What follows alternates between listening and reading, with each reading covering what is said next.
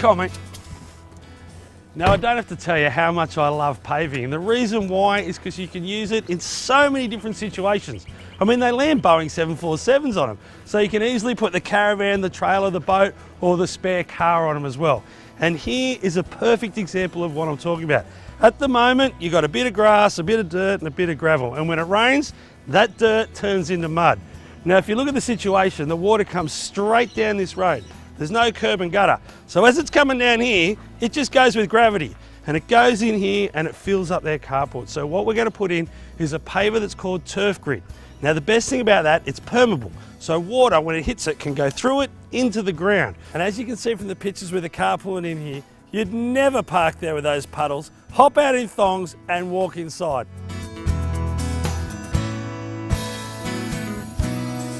How can we completely transform this area from this to this?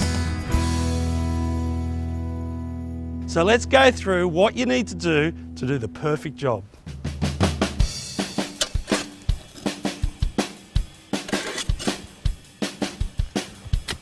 The first thing I reckon you have to do is ring dial before you dig. Now, it's a free service right across the country. And what it does is tell you where all the amenities are. On the paperwork I got, it said the stormwater ran straight across the front of the property. So I've exposed it so that I'm not going to damage it.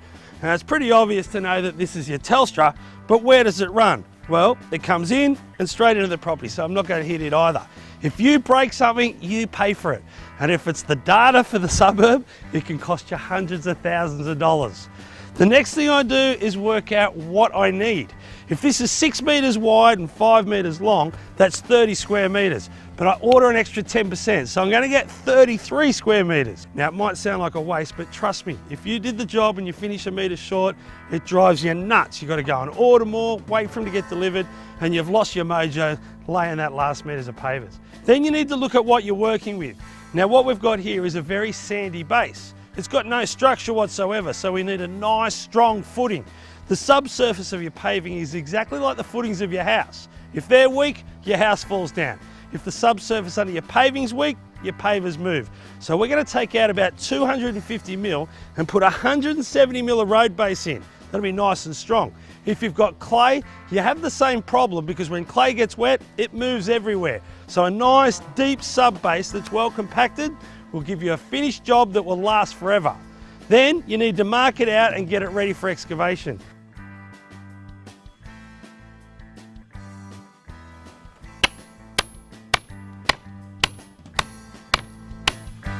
The humble tomato stake. It's very versatile.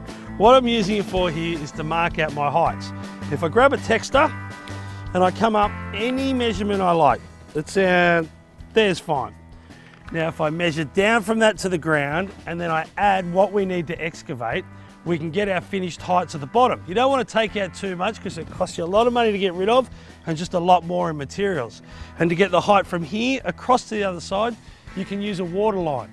Now, they've been using them for thousands of years. You set your water line to here and it'll transfer a level any distance you like, provided there's no bubbles inside it. And you put a little bit of cordial in it just so it's easy to read. And when you finish the job, you can drink it if you want. Now, what we're going to do here is put a layback, which is a little bit like a speed hump.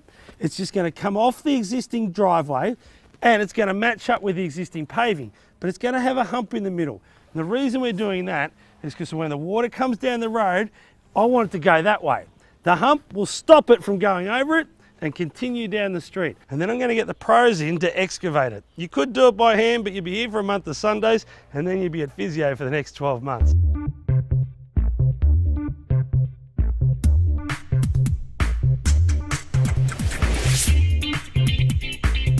Righto, mate. Sweet. And this is our road base. It's actually called rebase and it's worth looking for at your landscape supply yard. The positives, it's recycled so it's not going to landfill and it's a little bit cheaper than buying the new stuff. I use it on every job. Now what we want to do is get 100 mil over this whole job and hit it with the whacker. We're going to do it in layers because if I do a little bit and hit it with the whacker, it'll all compact. If I do the whole lot and hit it with the whacker, only the top will compact and this down here will be light and fluffy, meaning the foundations of your path or your driveway can move, which means your pavers can move as well. So spread this out, old school, with a rake if you've got a couple of days, or have a bit of fun and go and hire yourself a dingo. They're easy to use and you'll knock something like this over in no time at all.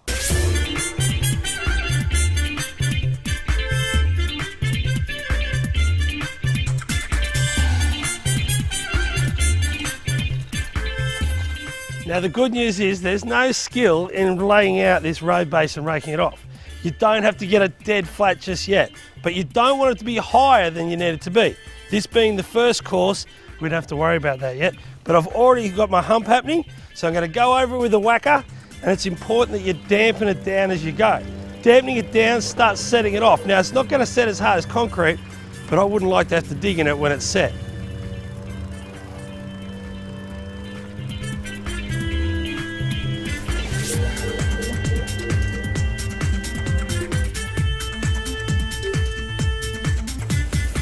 Now, far and away, the most technical part of any paving job is screening the sand and getting it nice and flat.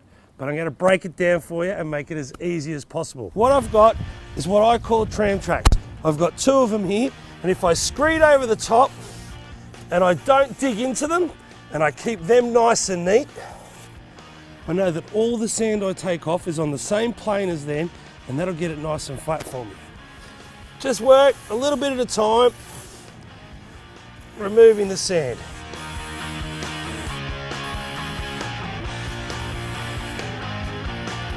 And it's important you stick your tongue out because it shows you're concentrating.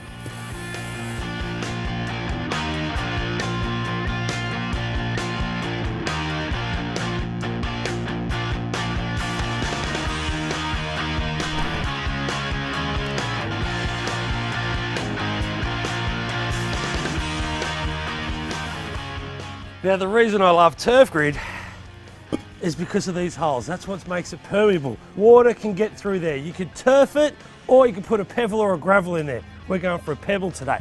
But they're dead easy to lay. I've just set up a string line here in line with the roller door. Now we're going to make good these old pavers once this is down.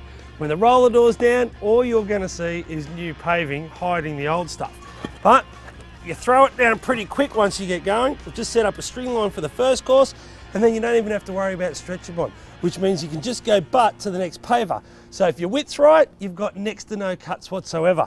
And a lot of councils tick this off as soft landscaping because that water that we're talking about can go straight into the ground. It's not a hard surface, it's a soft surface.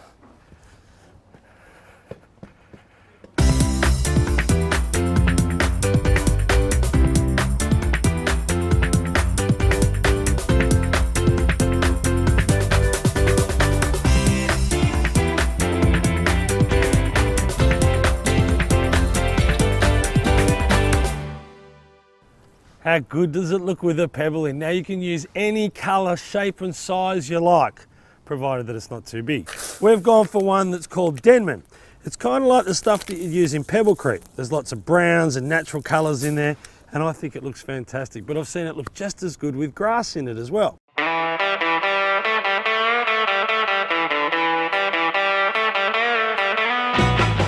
To make sure it stays where you've laid it, you've got to haunch the edges in. All that means is you're putting a footing on the side of your pavers so they can't go north and south. And it's as simple as knocking up a mix of the paving sand and cement. Now it's 3 shovels of paving sand, 1 shovel of cement, and I've wet down the existing pavers we've put on the ground so they don't draw all the moisture out of this and it dries too quick. How good does the Turfgrid look? But before you ring your friends and get them all over here to pop the champers and celebrate and show them how good you are, there's one more step that's well worth taking. Grab the whacker and what you do is put a piece of carpet underneath it. Now fellas, it's important that the carpet doesn't come from the house. Don't use it from the hallway. Your missus will never forgive you. Trust me, I'm speaking from experience. But what it'll do for you is go over the pavers and bed them into the sand. It's just another way to guarantee that everything's nice and compact. And the carpet, well, it takes away a bit of the impact, so you're not going to chip or crack any of your pavers.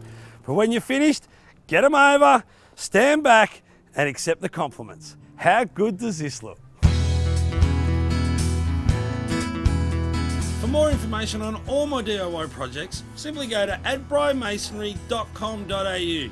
You can get all the fact sheets and download them from there. plus all the hints and tips you'll need to do the job.